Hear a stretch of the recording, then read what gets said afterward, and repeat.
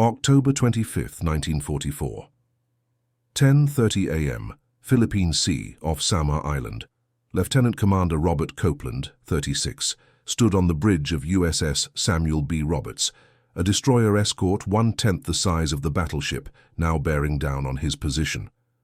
Through his binoculars he counted 4 Japanese battleships, 6 heavy cruisers, and 11 destroyers. His ship had 3 5-inch guns and 200 rounds per gun. The mathematics were impossible. Yamato, the largest battleship ever built, had 18-inch guns that could fire a shell weighing as much as a Volkswagen over 26 miles. The Roberts would have to close to within 3 miles to even scratch her paint.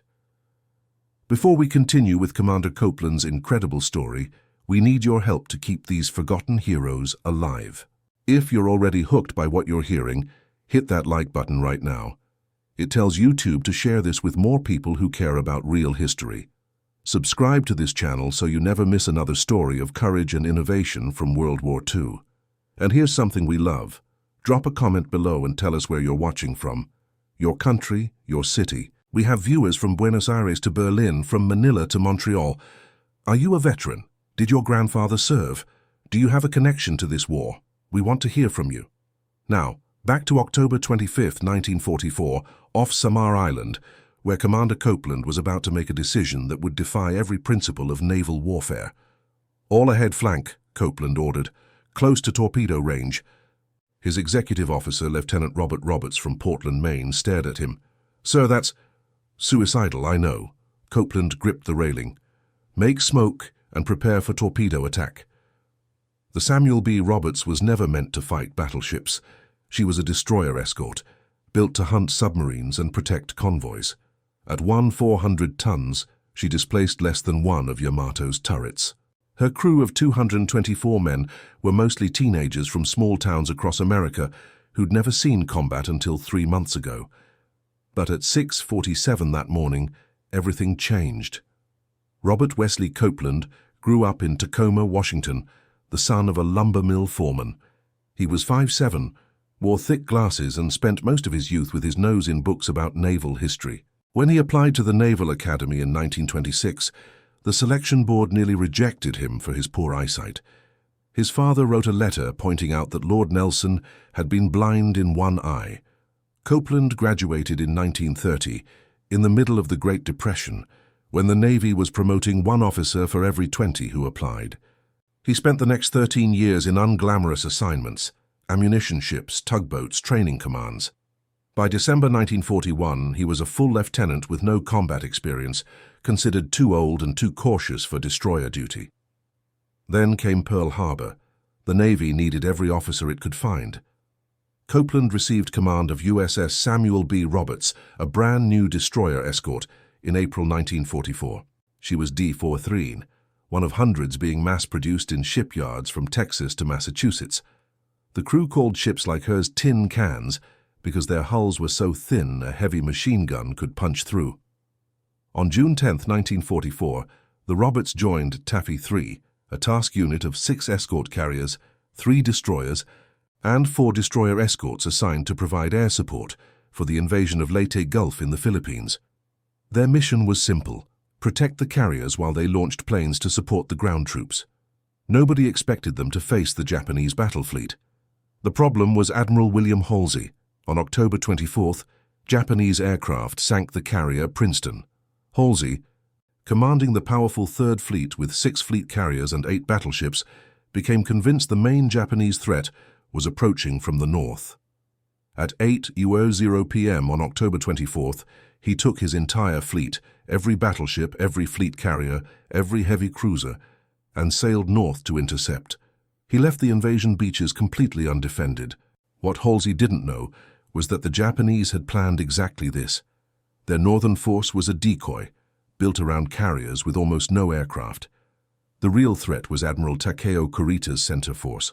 4 battleships, including Yamato and Musashi, 6 heavy cruisers, 2 light cruisers, and 11 destroyers. Kurita had one mission: break through to Leyte Gulf and destroy the American invasion fleet.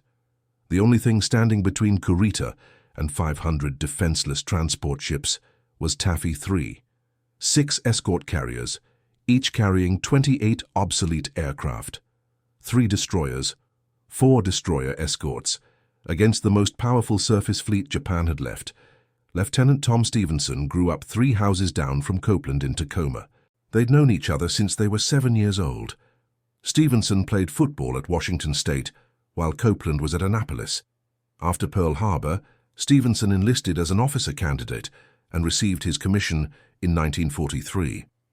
When Copeland took command of the Roberts, he requested Stevenson as his gunnery officer. They talked about opening a fishing charter business after the war. Copeland would handle the navigation, Stevenson would handle the customers. Split everything 50-50. They shook hands on it the night before they shipped out to the Pacific. 50-50, no matter what, Stevenson said. No matter what, Copeland agreed. On October 20, 1944, 5 days before the battle, the Roberts was escorting a resupply convoy when a Japanese submarine fired 3 torpedoes. Stevenson spotted the wakes, screamed the warning, and the carrier turned hard. 2 torpedoes missed. The third ran straight toward the Roberts. Stevenson was on the flying bridge when the torpedo hit the engine room. The explosion threw him 15 feet into the air. He landed on the deck, both legs shattered. Copeland ran down from the bridge and found him lying in a pool of his own blood. "Get me to sick bay," Stevenson gasped. "I can still call the guns. Tom, I can still do my job." The ship's doctor amputated Stevenson's left leg below the knee and set the right leg with 3 metal pins. Stevenson refused morphine because he said it would cloud his judgment. He spent the next 4 days in sick bay, studying recognition manuals for Japanese ships. On October 25th, when the Japanese fleet appeared on the horizon, Stevenson had himself carried to the bridge on a stretcher. "I can call the guns," he told Copeland. Copeland looked at his friend's grey face, the sweat soaking through his shirt despite the morning cold. "You shouldn't be here." "Where else would I be?" Stevenson said. At 6:47 a.m. on October 25th, lookouts on the escort carrier Fanshawe Bay spotted the distinctive pagoda masts of Japanese battleships on the horizon, 17 miles northwest. Within minutes, the radio crackled with the voice of Admiral Clifton Sprague, commander of Taffy 3. Enemy surface force of 4 battleships, 7 cruisers, and 11 destroyers sighted 20 miles astern, closing at flank speed. Copeland grabbed his binoculars. Through the morning haze he could see them, enormous grey shapes emerging like mountains from the sea. He'd studied their silhouettes 1,000 times: Yamato, Nagato, Kongo, Haruna. Behind him someone whispered, "Oh my God." The carriers immediately turned east, running at their maximum speed of 17 knots. The Japanese battleships could make 28 knots. Simple mathematics said they'd be overtaken in 40 minutes. Sprague's voice came over the radio again. "Small boys, form up for torpedo attack. We're going in." Small boys meant the destroyers and destroyer escorts. 7 ships against 23. Copeland turned to his crew. On the deck below he could see their faces, most of them between 18 and 22 years old. Farm boys from Iowa and factory workers from Detroit who'd never fired a gun in anger until 3 months ago. "Men," he said over the intercom, "this will be a fight against overwhelming odds from which survival cannot be expected. We will do what damage we can." Then he rang up flank speed and turned directly toward the Japanese fleet. Nobody told Robert Copeland how to fight a destroyer escort against a battleship, because nobody thought he'd ever have to. Destroyer escorts were designed to hunt submarines. They had light armor, small guns, and just enough speed to chase a surfaced U-boat. The Navy's doctrine said they should never, under any circumstances, engage surface combatants larger than themselves, but doctrine assumed you'd have a choice. At 7:20 a.m., the Japanese ships opened fire. Copeland watched the first salvo arc across the sky. 18-inch shells that looked like Volkswagens tumbling end over end. They hit 500 yards astern, throwing up geysers of water 200 feet high. The shock wave hit the Roberts like a physical blow. In the engine room, a pipe joint cracked and started spraying steam. "All ahead flank," Copeland shouted. "Make smoke!" The Roberts carried 4 chemical smoke generators on her fantail. Within seconds, thick white smoke poured out behind her, creating a screen that hid the carriers from Japanese gunners. But smoke couldn't hide the Roberts herself. The second salvo landed 200 yards short. The third salvo straddled the ship. One shell 50 yards to port, another 50 yards to starboard. They were bracketing the range. The fourth salvo would hit. Copeland grabbed the engine room telegraph. "Emergency ahead, flank. Give me everything you've got." In the engine room, Chief Engineer Lieutenant Tuck Fuller pushed the throttles past their red lines. The ship's boilers, designed for a maximum 11,000 shaft horsepower, screamed up to 13,500. The whole ship shuddered. In the fire rooms, temperature gauges hit 650 degrees, hot enough to melt solder. The Roberts surged forward, hitting 28 knots, faster than she'd ever gone in trials. The fourth salvo landed exactly where the ship would have been, but Copeland wasn't running away. He was running toward them.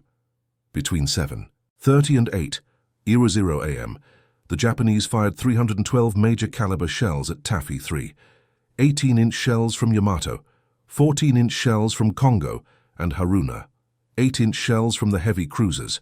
The sea erupted with explosions, turning the water into a forest of towering white geysers. Through it all, the Roberts kept closing. At 7:40, she was at 14 Zorat yards. At 7:50, she was at 10 Zorand yards. At 8:00, she was at 8 Buzuzerun yards. At 4 Buzuzerun yards, she could launch her torpedoes. On the bridge, Tom Stevenson lay on his stretcher, calling out ranges through gritted teeth. Heavy cruiser, bearing 315, range 12, 000 yards. Battleship, bearing 320, range 15, 000 yards. The ship's 3 5-inch guns fired as fast as their crews could load them. Each gun had a crew of 8 men, working in a space the size of a walk-in closet, temperature over 120 degrees. They could fire 15 rounds per minute if they pushed it. They pushed it. At 8:10 a.m., gunner's mate First Class Paul Carr, 23, from Chakotah, Oklahoma, was in charge of Gun 51, the aft 5-inch mount. He'd been firing continuously for 50 minutes when a Japanese 8-inch shell hit the ready ammunition locker. The explosion blew the entire gun mount open like a tin can. Carr was thrown against the breech, his abdomen ripped open by shrapnel. The other 7 crew members were killed instantly. Copeland heard the explosion and turned to see smoke pouring from the aft gun mount. He started to run toward it, but someone grabbed his arm. "Sir, Carr's still alive." When they reached Gun 51, they found Carr lying in a pool of blood, holding a 54-pound shell, trying to load it into the gun. The entire left side of his body was gone. You could see his ribs. "Help me load," he whispered. "Paul, help me load this gun." They tried to pull him away. Carr fought them with the strength of delirium, still clutching the shell. It took 3 men to pry it from his hands. He died as they carried him below. Of the 8 men who'd crewed Gun 51, Carr was the last to die. He was trying to load that gun to the very end. At 8:20 a.m., the Roberts reached 400 yards, torpedo range. Copeland ordered left full rudder, swinging the ship parallel to the Japanese line. On the deck, torpedomen pulled the safety pins from 3 Mark 15 torpedoes. Each torpedo carried 825 pounds of Torpex explosive and could run 600 yards at 45 knots. "Fire one!" The first torpedo dropped from its mount and hit the water with a splash, its propeller biting, leaving a white wake as it raced toward the heavy cruiser Chikuma. "Fire two! Fire three!" All 3 torpedoes were running hot, straight, and normal. On the bridge, Copeland watched through his binoculars as the white wakes converged on Chikuma. The Japanese cruiser turned hard to starboard, trying to comb the tracks, but she was too slow. The first torpedo hit her amidships, right below the forward turret. The explosion lifted her bow 3 feet out of the water. The second torpedo hit 20 seconds later, blowing a 40-foot hole in her hull below the waterline. Chikuma fell out of formation, listing 11 degrees to port, her speed dropping to 18 knots. On the Roberts, the crew cheered. Then a Japanese 14-inch shell hit them directly amidships. The shell penetrated the port side, traveled through the forward engine room, and exploded in the aft engine room. The explosion killed 11 men instantly and ruptured the main steam line. Superheated steam at 600 degrees filled the compartment in seconds. Lieutenant Tuck Fuller was in the engine room when the shell hit. The explosion threw him against a bulkhead, breaking his left arm and 4 ribs. When he pulled himself up, He realized the steam line was ruptured and the compartment was flooding. "Abandon engine room!" he shouted. But the watertight door was jammed. The explosion had warped the frame. 4 men threw themselves against it. It moved 3 inches and stuck. The water was rising, already up to their knees.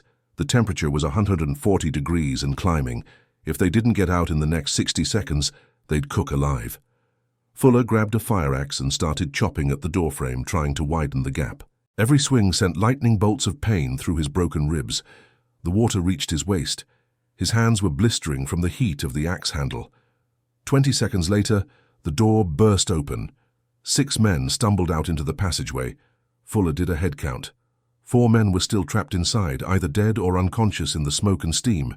He started back in. Someone grabbed his shoulder. "Chief, you can't—" "Those are my men." Fuller went back into the flooded compartment. The water was up to his chest now, nearly boiling. He waded forward, feeling in the dark. His hand touched something soft. He grabbed it and pulled. It was Fireman 2nd Class James Thompson, 19, from Amarillo, Texas. Unconscious, face burned, but breathing. Fuller dragged Thompson to the door and handed him up to the men outside. Then he went back in. By the time he'd brought out the 4th man, the water was up to his neck. His skin was covered in 2nd-degree burns. He'd swallowed so much steam he couldn't speak, but all 4 men were alive. With both engine rooms flooded, the Roberts was dead in the water. She'd fired all 3 torpedoes and 608 of her 650 5-inch shells. Her forward gun mount was still firing, but the other 2 were destroyed. The ship was listing 20 degrees to port and settling by the stern. On the bridge, Copeland knew they had minutes left. "All hands prepare to abandon ship," he ordered. Tom Stevenson, still on his stretcher, grabbed Copeland's arm. "Bob, we got one." "I know. We got a cruiser, a ship 10 times our size." "I know, Tom. 50-50, right? No matter what." Copeland gripped his friend's hand. "No matter what." At 8:51 a.m., another shell hit the forward magazine. The explosion broke the Roberts in half. She sank in 90 seconds, bow first, her flag still flying. Of her crew of 224 men, 89 died. Copeland and 135 others spent the next 50 hours in the water before being rescued. Tom Stevenson was one of them. He survived his wounds and went home to Tacoma in December 1944. He never opened a fishing charter business. He never talked about the battle. He worked as an accountant for 40 years, married, had 3 children, and died in 1989 at age 67. His obituary mentioned he was a World War II veteran. It didn't mention he'd fought from a stretcher with a severed leg. The battle off Samar lasted 2 hours and 23 minutes. When it was over, the Japanese had sunk 1 carrier, 2 destroyers, and 1 destroyer escort. The Americans had sunk 3 heavy cruisers and damaged 4 battleships. More importantly, Admiral Kurita withdrew. He'd faced 7 small ships that attacked him with suicidal determination, and he'd become convinced he was facing the American Third Fleet. He turned his remaining ships around and retreated north, abandoning his mission to destroy the invasion fleet. 500 transport ships survived. The invasion of Leyte proceeded on schedule. The Japanese Navy never again threatened the Philippines. The United States Navy awarded the Samuel B. Roberts a Presidential Unit Citation. Her crew received 154 individual decorations, including 1 Medal of Honor, awarded posthumously to Paul Carr, 32 Silver Stars, and 82 Bronze Stars. Robert Copeland received the Navy Cross, the 2nd highest award for valor. The citation read, "For extraordinary heroism in action against major units of the Japanese fleet during the Battle off Samar, Philippine Islands, October 25, 1944. He never received promotion to captain. In 1946, the Navy reduced its officer corps by 70%. Copeland, now 38 and with no college degree beyond Annapolis, was considered too old for peacetime service. He retired as a lieutenant commander. He returned to Tacoma and worked as a marine surveyor, inspecting ships' hulls for insurance companies. He married a school teacher named Dorothy, had 2 daughters, and lived in a small house 4 blocks from where he grew up. He never spoke publicly about the battle. In 1960, a naval historian named Samuel Eliot Morrison published his 15-volume history of U.S. naval operations in World War II. Volume 2, later devoted 40 pages to the Battle of Samar. Of the Samuel B. Roberts, Morrison wrote, "This small ship, in company with her equally gallant sisters, contributed more to the defeat of the Japanese Navy than many battleships." In 1982, a researcher at the Naval Historical Center was reviewing declassified Japanese records when he discovered Admiral Kurita's after-action report. In it, Kurita wrote, "The ferocity of the American torpedo attack convinced me I was facing heavy cruisers and destroyers from the Third Fleet. I could not believe ships so small would attack my force. I concluded I had been decoyed." 7 ships, displacing a combined 16,000 tons, had convinced him he was fighting a force 10 times their size. In 1986, Robert Copeland died of a heart attack at age 78. His obituary in the Tacoma News Tribune ran 6 sentences. It mentioned he was a Navy veteran and a Marine surveyor. It listed his survivors, his wife, 2 daughters, and 4 grandchildren. It didn't mention the Battle of Samar. It didn't mention the Samuel B. Roberts.